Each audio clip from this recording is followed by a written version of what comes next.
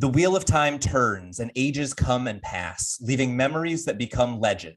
Legend fades to myth, and even myth is long forgotten when the age that gave it birth comes again. Welcome to Through the Glass Columns, a Wheel of Time read-along podcast. Each week, we will be reading, discussing, and digesting a small selection from Robert Jordan's fantasy opus. This quest is led by Tylor, a true Wheel of Time warrior. I have all stories, ages that were and that will be. And I'll be joined by Greg, a complete novice to the Wheel of Time. The Wheel of Time and the wheel of a man's life turn alike without pity or mercy. Join us each week as we read the Wheel of Time in our own sweet time, traveling deeper and deeper through the glass columns. But what does that even mean? No. You don't get to find out yet. Wait, Tylor, I know what that means now. Yeah, no, you really don't.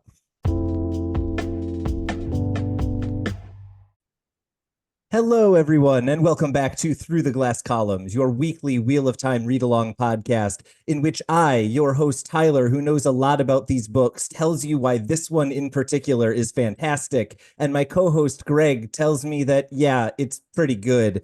I actually really liked these chapters, which is not what I was expecting from a couple of plot-heavy chapters. What were your thoughts on this week's reading, Greg, which I think go in a lot of different directions, but for me in a really enjoyable way? I think I really like in our format when we get two different POVs. It just feels like a richer week's worth of reading that I'm advancing kind of multiple balls down the field instead of just, we had the Rand chapters, which were awesome and full of lots of details, but it was just so much time devoted to one character and so on. So I liked the variety this week. Of course, if people are not sure which episode they just started, this is a discussion of chapter 39 of The Shadow Rising, which is A Cup of Wine, and chapter 40, which is Hunter of Trollocs. Yes, and I think that these two chapters for me in particular, these feel like the moment that the velocity starts to pick up a little bit, right? I think in both of them, it feels like the plot is a little bit less being set up and a little bit more starting to unwind a little bit, right? What was your thoughts on I feel like we often will do like how fast is this car moving check kind of in the middle of books. Where do you think we're at in terms of the typical Robert Jordan accelerate to 1,000,000 miles an hour by the end? Well, I think if people are binging these shows, they just heard us say, well, we weren't quite at 2/3. And now we, of course, can say we just passed 2/3. And that does seem like the moment, even when your page count gets up to close to 1,000, that you need to get moving towards that end game. And, I think of movies all the time, but in particular, like that 3-act structure, right? Where you turn from act 2 to act 3, you really want to get the action going. And, actually, I want to save that thought, but I will say there are ways in which these felt a little more grand than some of the other recent chapters, and so I think that contributes to that feeling you're saying that we're headed into what I'm going to stick with what I said last week is going to be like a climax where we cut between kind of 3 big battles of some kind, it would seem. Yeah, I don't have anything else to say in prelude to this. Do you have last thoughts before we dive into chapter 39, A Cup of Wine? No, let's just get to it. I want to take a nap while you summarize. That's about how long it's going to take, probably. Elayne prepares to disembark, thinking about how Tom and Julian both objected to their goals immediately upon learning that they were coming to deal with the Black Aja. The Sea Folk apparently intend to continue onward after doing some trading, and they list a number of places, all of which are Sea Folk Isles, and they say that they are going to spread news of the Coromor among their people. The Elayne and Nynaeve offer some assistance if anything goes wrong before they leave, and then they head off with Tom and Julian kind of guiding them through the large throngs of people and beggars. And suddenly in the crowds, they see Bail Domon. He is clearly richer than he was the last time they saw him, and he offers to help them and find them a room. He asks if the same thing is going to happen here as happened in Falm, and they insist that it's not going to be the case, but he is clearly extremely worried by their presence. Bail Domon is pretty open about the fact that he's been smuggling, and this makes Julin, who is a thief catcher, hate him. They arrive at the Three Plum Court, where Rendra, the owner, looks very much like Leandrin, but luckily isn't. Elayne struggles. She basically has a hard time dealing with how many people are needy, and she even feels like she's lost her appetite. And then we learn that Bail Domon runs a kitchen for the poor, but he kind of brushes this off as the amount that he pays to that is less than the amount that he would pay in taxes if he was doing legal business. Nynaeve then asks Domon for help tracking the Black Aja, and Bail Domon says it's happening again and says he will get to Ilion, but then they tell him that Samael is in Ilion, and so it's not a good idea to go there. And then I wrote in my notes, Nynaeve and Elayne do an accidental good cop, bad cop, but they're really good at it. Tom then arrives, asks a number of questions, and Julin and Bail Domon clearly have a rivalry that is illustrated multiple times throughout this. We need to talk about it. And then Tom asks about the factions in the cities from Bail, and Nynaeve goes to her room while Elayne stays in the common room. Elayne watches Tom perform and drinks from a glass of wine, which is being frequently refilled, and so she doesn't realize how much she's drinking. She notices that the dulcimer player is upset, which isn't important, but I thought it was funny. And she gets extremely drunk at the end of the night and goes to knock on Tom's door. She tells him she remembers him from her youth, and she remembers seeing Morgaze sit on his knee. He tries to send her away, but she tells him that he knows she knows he was Morgaze's lover, and she asks why, and he basically explains that Morgaze, because she's so powerful, needs someone who doesn't see her as power, but instead sees her as a person. And he notes that that was also how Gareth Bryan saw her, and presumably that is also how the other guy sees her. Why can't I think of the name of the Forsaken who is posing as her lover? I'll think of it later. I didn't write it down in my notes. Nynaeve immediately recognizes that Elayne is drunk when Elayne arrives at her room, and she responds in the way that she probably should have by dunking her head in a big bucket of water. When Elayne comes up and says, "How dare you? I am the Princess of Andor," she gets dunked again. She then gets sick, and then Nynaeve berates her, and she confesses to not tracking how much she drank, and Nynaeve then says that she is going to go into Teleron Riode as long as Elayne is able to stay awake, and she wants to be woken in 1 hour. Nynaeve then wakes up in Teleron Riode, struggling to maintain control of her clothing, especially when she thinks about Lan. She calls out to Egwene, hoping that she will be there and feeling watched, but not actually finding Egwene at all. She's not angry, and so she can't channel, and that really worries her, but she kind of powers through and uses need to step into the waste. She is near Rhuidean, it turns out, and she sees a man in bright clothing walking towards Rhuidean, and then suddenly in front of her is a woman who she believes is Brigitte and agrees that she is Brigitte from the Horn in the second book. Brigitte tells Nynaeve to leave, saying that she must flee before he sees. She runs away, and Brigitte joins her. Nynaeve tries to kind of berate Brigitte for ignoring their questions and not responding to things, and then suddenly a man walks towards her, which she immediately thinks is Lan, and then she is hit by an arrow and wakes. She wakes up injured, saying that if she hadn't flinched, she would be dead, and she was attacked by a man who looks like Lan. It has clearly shaken her deeply. She tells Elayne about Brigitte, and then I lost my place in my notes. And then they wake up the next morning, and Elayne has a really, really, really bad hangover.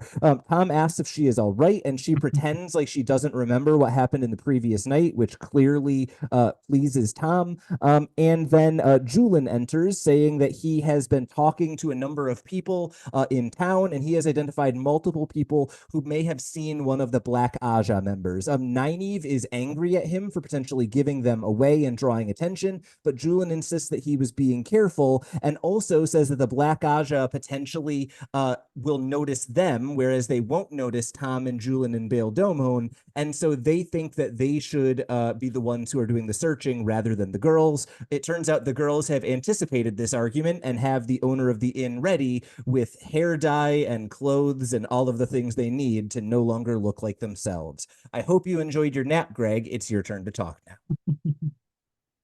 So I would say the thing that intrigued me the most here is kind of what I thought was left as an open question, although your summary makes me think not quite as open, of whether Elayne is just being silly and naive getting drunk, or if something more sinister is going on. Because there were moments in it that felt a little like a roofie incident or something like that, right? Like where she was totally out of her wits. And there were so many references to the attractive serving boy who seems to have kept playing with her with booze, which not that it is in any way excused, but you could understand as young boy trying to, hit on an attractive girl, or you could think of it as he was a sinister agent in some way. So while that may not be the single most exciting mystery of this chapter, it to me was like the kind of key to this in my mind. I'm like, well, what did I just watch? Or read, whichever.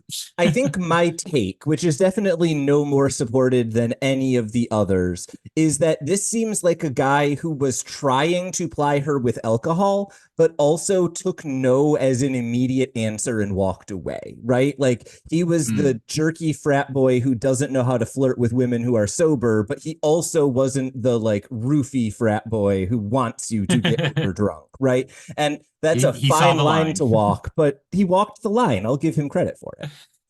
A fine line, but an important line, I think is fair, certainly. And I still find myself not caring that much about Elayne. And I think while that may just be my biases, it could also be that she's not particularly well drawn yet.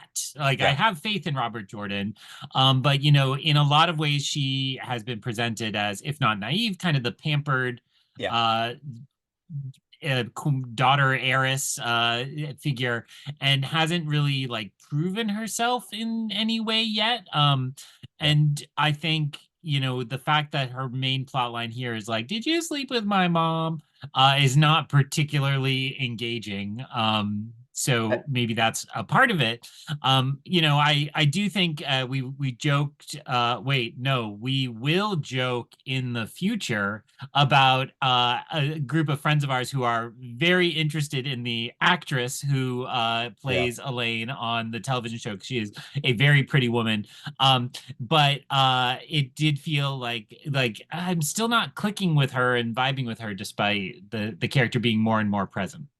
Yeah, I think this is something that I am increasingly struggling with in the early books in this series, is when I was young, I think I did not like... Pause for my laughter at like, oh my God, 4 books and we're still just early books. Like this is, yes. We're almost a quarter done. In case my laughter was picked up. Go ahead. I think especially in the early books in this series, when I was young, my response was I loved the plots and I hated the characters. And as I get older, the more I am like, I think I really like these characters. I think they just all start as like not the best people, because that's what you need if you're going to have 15 books worth of character growth. Right. And so this is maybe the first book where I start to feel like we're now seeing the like political, interesting Rand that I like rather than the naive farm boy. Right. We're starting to see Perrin in the next chapter conflicted about leadership as opposed to before just like the blacksmith. Right.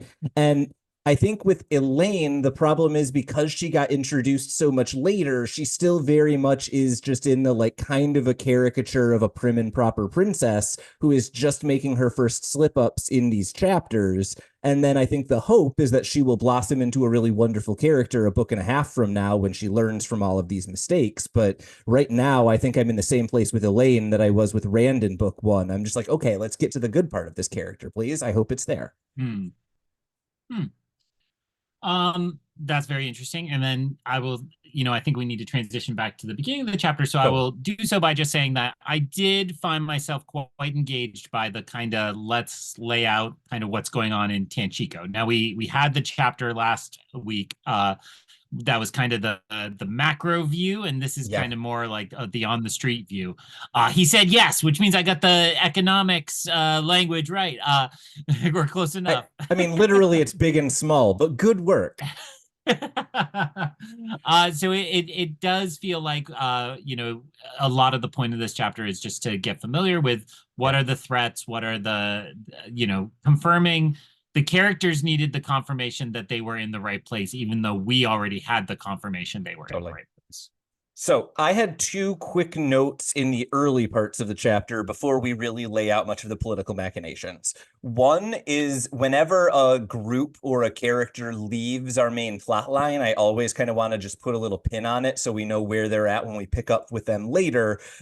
We now have Rendra and her ship, that entire group, are now going to the islands of the sea folk to spread news of the Coromor, right? And so that's just a group of characters who may come back later. It's good to know where they are and where they've been if they arrive to us again.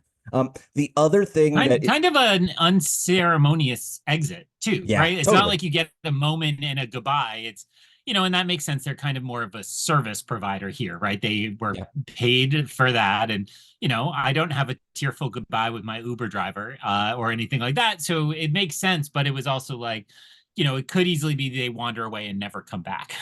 I've honestly always wondered whether there were a few chapters of this book that were planned with Elayne and Nynaeve on the boat learning from the Windfinders and learning more about sea folk culture. And Robert Jordan got to the point where he was about to write those chapters and he was like, oh, this book is going to be unpublishable if it gets any longer. And so we just got like the check-in with them in Teleron Riode a couple chapters ago with Egwene, right? That I think is the most likely culprit there. This book is just so long, there wasn't room for another culture, which is sad. I wish we had a little bit more time with Elayne and Nynaeve in this book. The other thing that is a thread throughout this chapter that I need to put a pin on because I just enjoy it is Bael Domon and Julian Sandar immediately hating each other because one of them is a cop and one of them is a robber. And that is just fun to me.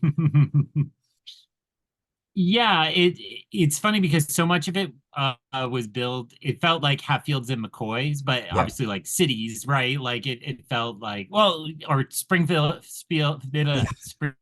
and Shelbyville, or Pawnee and Eagleton. Like this is a funny trope that I like in sitcoms and pop culture. So it was funny that here it's like, oh, I just automatically hate him. But you're right that it is better to read it as cops and robbers essentially. I like both, right? I think tribal cops and robbers is the funniest interpretation of this. I guess then to some degree, Bael Domon gets threatened repeatedly. I don't have much to say about the good cop, bad cop routine, but they accidentally stumble into it and it works really, really well. And then you're absolutely right. We just get a giant dump of information about all of the factions and what we are doing in this area. Any takeaways from that section? It feels like one of those places that either feels like tying up loose ends from the last chapter, or maybe there's like a few nuggets of new information. I wasn't sure what to pull out because in my head, the new and the old is all jumbled together. Yeah, I don't have anything written down from that. I think I was more into the character interactions this time around. And again, I think it's because it felt like you were catching the characters up to where we were at after last week. And, notably, we probably had a more in-depth discussion than somebody's kind of passive reading of that chapter would have given them. So it's good to have the repetition, but I didn't pull out anything new. Okay, cool. In that case, we need to discuss that feels like a trap. Always. I think always you gave me a trap there. Yeah, I was going to say there's something I should have found there and you didn't want to signal it until I said it. So welcome to the game. There's your playing. Project readers. Literally, this today before we started this podcast, I looked at my wife and I was like, I have a game that I cannot mention these 5 things unless Greg mentions them first. That is the game I am playing right now while we record this podcast. I think that to me, then the next interesting thing here is Elayne and Tom. I know that you said you're less interested in this. I want to note this is something the first time I read, I was deeply invested in because I needed to know whether or not Tom was Elayne's father. I'm pretty sure we have already established by the timeline like 4 books ago that no, that's probably unlikely, or it would at least have required Morghese to cheat on her husband at the time that that Elayne was conceived. But at the time, this was the thing I cared about in this plot line. Well, it's funny because it is cast in such a childish way. And Yeah. I think that's a common way to show that somebody's inebriated, is to kind of put them in a childish state. But the playing with the mustache repeatedly, Yeah. and like again, because we've watched season 2 of the television show, I'm picturing like a beautiful adult woman and like tugging on a guy's mustache. I'm like, this is kind of seedy and kind of It's gross, even yeah. though yeah, it shouldn't quite, I don't think, let me rephrase that. It's not intended to play quite like that, but is. And then when it's like, well, but my mom would sit on your knee, I was like, oh, like I don't like any of this. Get ready for more of that, Greg. It doesn't stop. Um, Nynaeve goes into we don't need to talk about Elayne being drunk anymore, do we? No, I mean, I think it was interesting to get a POV character being drunk, because Yeah. you end up in unreliable narrator territory often. But at the same time, I think we avoided that by the way everybody's reactions to hers were written. We Yeah. could tell what was real and what was not. Um, well, so if we're turning the page on Tom, I'll just say I do continue to like this idea of Tom. You know, it's like, why would my mom just sleep with a gleeman? And it's like, no, I was a bard and I was a member of the court, and that still would put him, I assume, on the like lowest tier of the court. Yeah. If this is kind of using the European analog, but it was interesting that that plus the fact he's really good at the chess game. I don't remember the name of that game. Stones? Is it just called Stones? Stones. Yeah. That makes me think that we still have depths in Tom that we have to recognize. And Yeah. just because he was a bard when he slept with the queen doesn't necessarily mean that's where his station started or anything like that. Yeah. No, I think that's a really good call. Still haven't said the thing that I was looking to see whether or not you would mention it. Nynaeve in Tylor on Rhuidean is basically just a introduction and or reintroduction of two characters. So I just need to hear what you thought about them, because I can't say anything, right? We have a man in bright colored clothing who is going into Rhuidean. We have Birgitta, and we have a man who looks like Lan, who may or may not be the man in brightly colored clothing. So Brigitte, I remembered, was one of the heroes of old that appeared when the horn was sounded, and I was so proud of myself for remembering that. And so it is worth noting she has also appeared as an unnamed blonde woman in 2 or 3 dreams earlier in this book. It feels very much like she's being cast in like the spirit mentor, right? Like Ghost of Obi-Wan Kenobi role, like a spectral entity that is going to help our heroes along. Although she's not particularly helpful, right? It's it's almost something closer to Marvel's Watcher, right? Like she's there to see what happens more than interact and guide. Yeah. I think it was actually in an earlier chapter, she was talking to either Egwene or Elayne, and a man came up and told her that she was breaking the precepts by talking to someone. So it seems as if she is able to interact with people, but is in some way barred from doing so, and may be like breaking the rules to be warning them. That's helpful. And so I'm interested and I want to learn more, but I feel like that kind of naturally put her in that role. I feel they'll, as they go into Tylor on Rhuidean to talk to each other, they will see her and be guided by her. She will impart wisdom from the past. Interesting that that might not be sanctioned, as per what you just said. Yeah, I think that's exactly spot on. I have nothing else to say about her that I can legally say on this podcast. So the man figure, I would just put out there that I think it's 100% not Lan. I think this is more of well, what do you in dreams you know, it's not actually, you're not worried about your exam you're not worried about being late for the SATs. You're stressed out about something in your modern life. And I think it's one of those that this figure is taking some familiarity of Rand because it is some desirable part of her life or around those lines in some ways, like kind of channeling that. I'm really bothered by what that is called, but I'll figure it out later. And I interpreted it as the same person. Okay. And I am thinking a lot about how the Aiel channelers were super pissed that Yeah. Egwene was just going to play around here. And I think this feels like this is the threat that they are Yeah. worried about. This figure is part of it. Is was he trying to kill Nynaeve? The fact that Nynaeve was like, good thing I dodged and did it. I was like, I feel like that's more like he knew you were going to dodge and wanted to give you, the shot across your bow, so to speak, or the great glancing blow across your shoulder. Yeah. And so it felt to me like he played it exactly how he wanted to, and she just thinks she's triumphant and not worried. I The multicolored coat is interesting to me. I like because yeah. that made me think Gleeman, but it's not Tom, and Yeah. I don't know. So that was the only association I had, but I couldn't make that association make sense. No, totally. I think the only other piece that I want to add in here is why Rhuidean, right? Because that seems like a place that is very important to the Aiel, but it doesn't seem that this is an Aiel, right? In fact, Nynaeve, the narration is like definitely not an Aiel. And so it's very curious to think about like what would someone want in Rhuidean, especially that they're there in Teleron Riode. They can't take anything from it. So that would be the only kind of other lingering question I would have beyond who is it and what's up with those brightly colored clothing. And I think the only other thing this is Greg patented just speculation.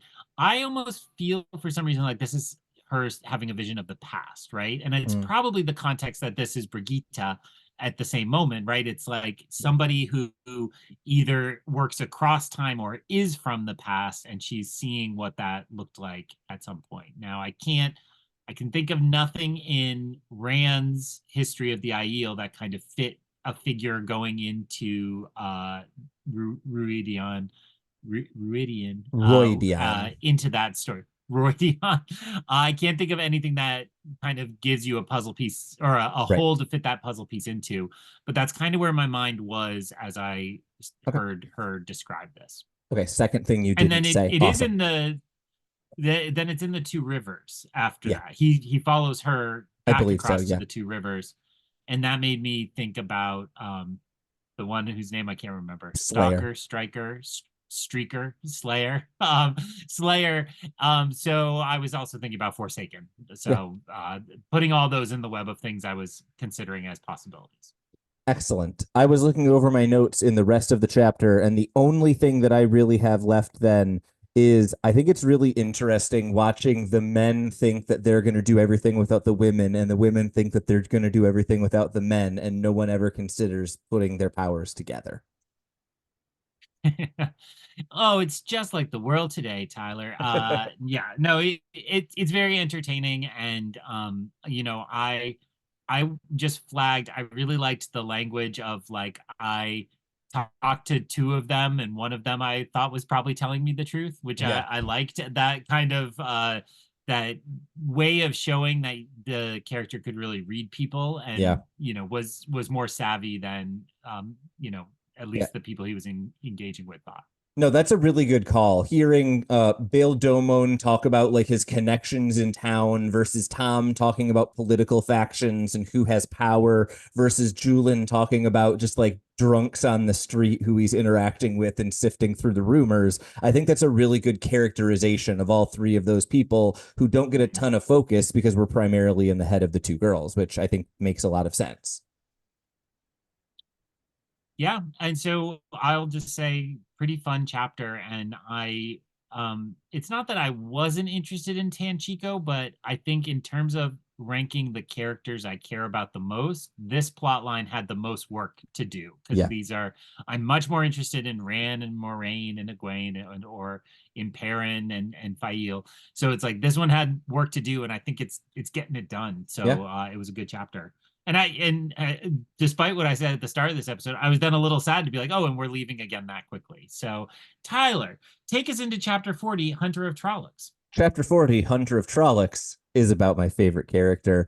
Perrin is thinking about the past 6 days after they left the White Cloak camp. It is still raining for the entirety of those 6 days, and he is visiting his family's land where there are all of the headstones for his family. He thinks about how they are running out of supplies and he needs new arrows. And a scout arrives telling him that the lady is here. He's not sure what that means immediately, but then he is told Lady Fail and also Lord Luke, who I just realized I spelled his name wrong in my notes. How is that even possible? Anyways, Luke, that's how I spelled it. It's worth noting that Perrin thinks that Luke has a very odd smell. And then we also get word from Loyal, who apparently sent word that Ilana vanished twice, surprising even her warder with the fact that she was nowhere to be found. Perrin tries to keep the Aiel a secret from Luke as long as possible, and then Fail asks Perrin to trust Lord Luke, and he says that basically, and then Luke says that hundreds of people have flocked to the two rivers. Word is spreading about Perrin, and he has now gotten a nickname, apparently, Perrin Golden Eyes, and Fail says that there will be legends about him told in the future. He remembers the first victory that he had over Trollocs who were completely surprised, and then also the Trolloc cookpot that really caused all of the boys to really become men. Perrin, using his sense of smell, was also able to track down a second raid. They were less lucky, but seemed to be much more enthusiastic since the Trolloc cookpot, and were able to just kill most of the Trollocs and Emerdrale, although it was primarily Gaul who kind of softened them up, according to Perrin's narration. Since then, they have not seen any Trollocs, but have been dodging patrols and drowning in rain. Luke is talking up the safety and comfort of Emond's Field and suggesting that all of them should go back there. Will thinks that all of the Trollocs might be dead, and Luke kind of agrees with that and pushes them to leave, noting that the White Cloaks have threatened to hang all of them, clearly causing a decent amount of worry among some of the boys. At this point, the Aiel arrive, kind of causing Luke to be very surprised and Perrin to be a little bit upset that he's kind of lost that element of surprise on Luke. And the Aiel say that there is a group of Trollocs that they've spotted and that they may be able to ambush them if they head in the right direction and hurry. Chiad teases Gaul about his stealth, which I just thought was a really fun moment. And all of the boys decide that they are going to come with Perrin rather than leaving with Luke. Luke is invited to come along, but declines, saying he's too important to the town, but Fail stays along with the group. Luke, it's worth noting, is wearing a cloak of wolf pelts, which just seems mean, and Fail is clearly upset at Perrin as soon as Luke leaves that Perrin wasn't more polite to Luke, and she seems to think that he's a good person, even though Perrin doesn't trust him. And we learn that Perrin only trusts three things, according to him: Fail, his bow, and his axe. They then begin to set off. After 2 hours travel with Gaul leading, they set an ambush and wait, and then suddenly the Trollocs are behind them. Perrin is hit by an arrow, and the battle goes on while he is shouting in some sort of blood rage, mentioning all of his fallen family, and he gets kind of lost in the frenzy for a bit. He tries to rally the boys, but only hears a couple of voices, and then a Emerdrale arrives, claiming that it kills Fail. He charges the Emerdrale, keeping it on the defensive, and then Ivan, the warder, arrives, saying that Ilana sent him and that there were 100 Trollocs, not the 30 that they expected, and eventually the Two Rivers men eventually rally. Fail is alive. He tries to hug her, but she is immediately straight to tending his wound, and many of the men are not there. Some are extremely heavily wounded, and many of them apparently witnessed some of their friends fall in battle. Ivan advises that they pretend that they are strong so that the Trollocs won't be willing to attack them. And so they put all of the wounded on horses and they tell them to hold bows and look threatening. And after maybe a mile, the Trollocs stop following them. Fail tries to stay close to Perrin and he's trying to stay positive, but on the inside, he is thinking about the 27 boys who were lost. Eventually, it gets late and Ivan advises them that they should find a farm to rest at. And as they're trying to find somewhere, soon they hear music. They think music means happy people, we should go, and it has left a cliffhanger who we are talking about until you read the name of the next chapter. What did you think of Hunter of Trollocs? It's interesting because I thought the main takeaway here is kind of these two opposed messages, which is like Perrin is becoming mythic seemingly very easily, right? Like it's like just the reputation, and like you said, he's got a nickname, the chapter being Hunter of Trollocs, and that's how he's known. It's like, you know, this kind of like without even trying that hard, just being the one willing to stand up, he's got like a lot of fame and prestige. And then the other side of it is that, but these guys are seeing some stuff. And you know, the cooking pot and then the fight at the end and losing all the boys, it's like it's not little boys playing with swords and pretending they're slaying dragons. Like there's real cost to this. And you know, I would say that thread links the cemetery at the beginning to the memories of the cooking pot, and then in his kind of bloodlust frenzy, he like essentially remembers they killed his mom and is like, mama, and like goes even more mad. So like I thought it was really interesting to pair those two. And while that they do feel opposed, that is actually pretty right. I mean, look at not going to at all pretend to be an expert on such things, but look at the way we valorize soldiers who go out there and take on this mythic status, while often simultaneously ignoring the cost the toll it takes upon them, and the suffering they experience during and after because of that heroism. So I believe you told me in the past that Robert Jordan is kind of tied into the military and thinks a lot about soldiers in that way. So totally makes sense to me. Marines?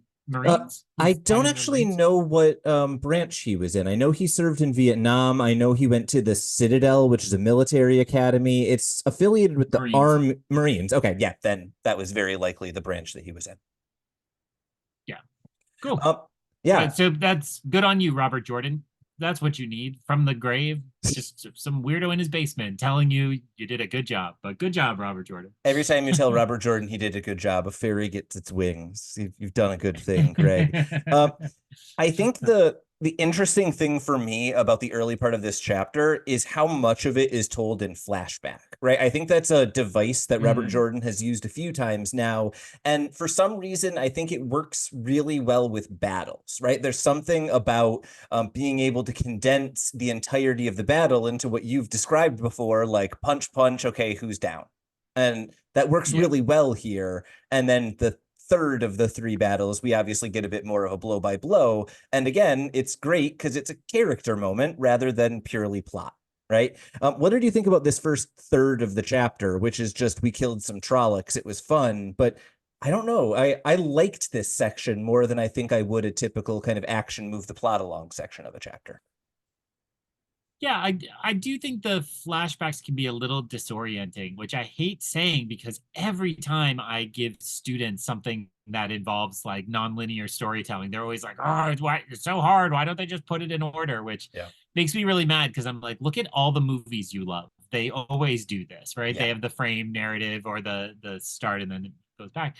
And so I get frustrated at my own frustration with that, or my own disorientation is better than frustration because it's not overwhelming. It's just like a little, oh, okay, we're like, I think it's that feeling that you've missed something in a series like this. It's like, oh, we've jumped forward, so there are pieces I've missed. Like I don't like that feeling, and I remember feeling that in book 2 when we jumped ahead kind of significantly pretty quickly. It's like, no, I want to know what happened during that time. I don't like that feeling. So so that was a little disorienting, but other than that, I did like it. And I do think any book struggles to make kind of sword stabby fighting interesting. And, you know, as someone who reads a ton of Star Wars books, it's like, you know, I kind of feel that way about lightsaber duels. Like they're super cool on screen, but they just are not that interesting to read, or dog fights in space. Oh my God, that's my one. And then he banked left, and then he banked right, and then he banked right really hard, and he lost the TIE fighter. No.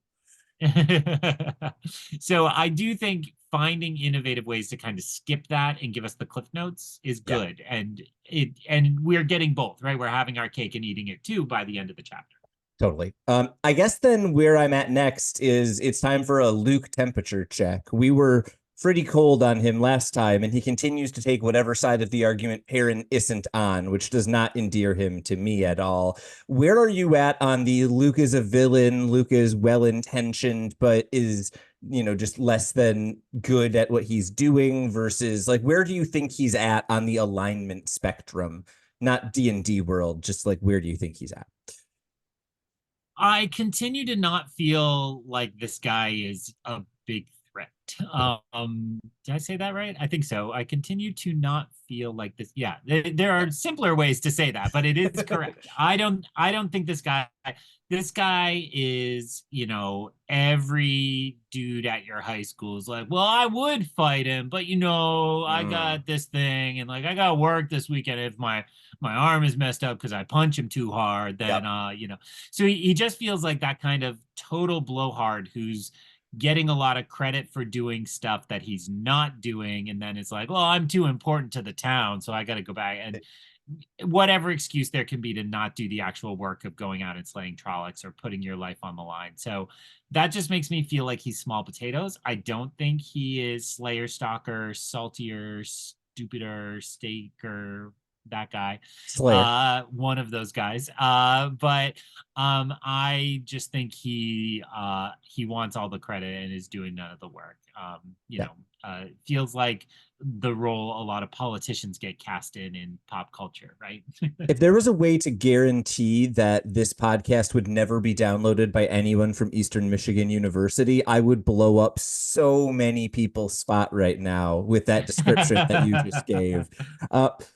I think for me, the thing that really works about Luke is that Perrin's dislike of him feels kind of viscerally correct. I think partially just because we're in his head, but at the same time, both we and Perrin have to acknowledge there is absolutely no basis for it in reality, right? And I think we've all had that experience of meeting someone and just being like, I do not like you. I don't have a good reason why, but like we don't vibe. Right. And so that's where I'm at, is it's really hard when you have a main character who can literally smell whether people are lying sometimes. And he thinks this guy smells weird, and that like sets off my alarm bells, but I'm in the same place you are. I just think he's a little bit too much of a doof to really be a big threat. Yeah, I want to be careful here because there are a lot of very good police officers in this world. But the vibe I get from this is the fact that all my high school bullies went on to become the police officers in my small towns. And, while there can be serious problems there, police officering in the small town of less than 1,000 people I live in is usually just sitting and waiting for the high school kids to speed into town, pull them over, give them warnings, send them home to mom and dad, the end. Totally. And so I'm not going to cast a broad brush, but that's the exact vibe I get here. It's like, I get to be big fish in this little town, and you have to respect me and look at me. And I think, oh my gosh, I still remember what you did to kids in the hallway, and I do not respect you. Yeah, that's valid. I think that, and I can say that because nobody in New Hampshire can download this podcast. Oh, we did press that button. So okay, cool. I'm safe. So I'll go out on the limb. I think that what's really interesting to me is that Fael is pushing for Perrin to be kind of more conciliatory and willing to work with Luke, right? And she's just spent a good bit of time with Luke away from Perrin, right? Almost, I was about to say a week, but in Wheel of Timeland, a week is 10 days. So about a half a week they've spent apart. And she seems at least slightly won over by him, which is interesting to me because the rest of this chapter, there is basically none of the tension between Fael and Perrin that has largely characterized their relationship. This is really the only place where they butt heads in the chapter. I don't have much else to say about that other than it's interesting that Fael, who's kind of read on people I trust about as much as Perrin's, is having the opposite reaction to Luke. I will just say I read hers as a little more politique, right? Like a little more, I think this guy is also terrible, but it's better to just be nice to him and not have any like strife than it is to kind of antagonize him. So playing it civil, even though she doesn't necessarily respect him either. Totally. Any last thoughts before I talk about Aiel humor briefly? Because Chiad teasing Gaul is my favorite part of this chapter. Go Uh, for it. I think we've talked about this before once or twice. Like, one of my favorite things that stories do is when they can give you a glimpse into something that would not be enjoyable if you hadn't read what came before, but is very enjoyable if you have. And that's how I feel about Aiel culture. And so anytime that we get like Chiad teasing Gaul because he is a stone dog and stone dogs are bad at sneaking, but they're a little bit impressed by how well he snuck, like that's the kind of thing that makes me go, okay, I know 2 books from now, there's going to be a joke about stone dogs and stealth, and I'm going to get that joke now because I paid attention to this line. And I don't think there's anything more to it than that, but I love those moments. So I'm going to call out every single time that Chiad and Bane and Gaul butt heads a little bit because of differences in which sept they're in. And I will just say to just get a bingo card box. That to me is again the Janet, like, oh, that's great. You got those 4 clues. I laid down 99. And it feels the same thing. Like good world building happens by laying down so many tiny moments, like you're saying. And as long as each reader picks up on just a few of those, you end up with this rich culture. So it's effective. It's good. This is something I learned being a dungeon master playing Dungeons and Dragons is anytime that you want your players to learn something, tell it to them 3 times. Like the first time they'll vaguely remember it, and the second time it might get like a word in their notes they won't remember next week. And then the third time, that's when they get it. Yeah. You don't take notes. It takes 4 or 5 with you. I was gonna say, and then I get it 3 more sessions with Ben whispering to me. Yeah, that seems about right. But for the record, I take notes now. You do take notes now, you're right. And and they're mostly just penis jokes. So these are the most effective of Dungeons and Dragons notes. Yeah, I don't have a lot to say about. So I had notes on those first 2 sections, and then when we move into the final fight, it just feels to me like I think we should continue to be questioning in all cases who's in control of these characters. And you noted that this is Perrin struggling with leadership, but the way he loses control, I go, is that old blood? Is that Wolfie? Is that old blood that is Wolfie? Is that Wolfie that is in the old blood? Or is it just, hey, this is a teenage dude whose family probably died brutally and he's just seen the remnants of it and he wants to get he wants to get wicked. He's going to get wicked. Yeah, I guess, stuck on Dungeons and Dragons right now. I immediately read this and was like, whoa, I really assumed that Perrin was like a ranger or a fighter, but maybe barbarian is the right class, at least for how he's battling here, right? It just felt like primal in a way that we haven't seen before. I'm kind of with you, though. There's nothing much to say about it. My one quick thought, though, Gaul and Bane and Chiad seemed really, really confident about where the Trollocs were going to be and what they were going to encounter. And then it seems like the Trollocs got back up and got behind them, which makes me wonder, how did the Trollocs know where they were going to be to sneak around them and get behind them, right? So this now raises questions about who knew about the plan, who could have tipped off the Trollocs, how are the Trollocs monitoring them? Maybe that's what's going on. Something is going on here where when you plan a trap that well and then get outflanked, it's almost certainly because the Trollocs knew about your plan. Noted, and I will hang a lantern on you mentioned it in your summary, but we haven't discussed it. There's a very clear signal that Alana is nefarious, right? Correct name? Yes. And that the fact that Loyal sent word, I don't think Loyal is lying or deceiving or any way or being fooled. I think he's reporting accurately. But the fact that it was so prominent a clue made me think, no, that's probably not that useful in figuring this out. That it felt like a red herring, in other words. Yeah, well, and that then makes me wonder, either Alana is evil and it's so obvious it must be true, in which case, what in the world is Yvonne, her warder, doing here, right? What is happening? And then related to our previous question, could he in some way be the one who tipped off the Trollocs if Alana and he are evil? Or if you are correct, Alanna is not evil, then we've got to ask, what in the world is she up to? And how did she know to send Yvonne here? And how did he track them down? And there's a lot of questions, even if she's good, that her sending Yvonne here raises, right? That makes me wonder more about what she's up to. It's almost a simpler problem if she's just evil. Yeah, I think that is exactly right. And I will say there was that way in which when they had the encounter with the Aes Sedai initially, when Perrin found them in the Two Rivers, they were hiding back on what their real mission is. So my kind of answer to that more complicated problem is I think Alanna is potentially tracking a more dangerous force. And in tracking that more dangerous force, she's keeping that side of it hidden from the townspeople, maybe to keep things calm or so on. So she's sneaking off to do that.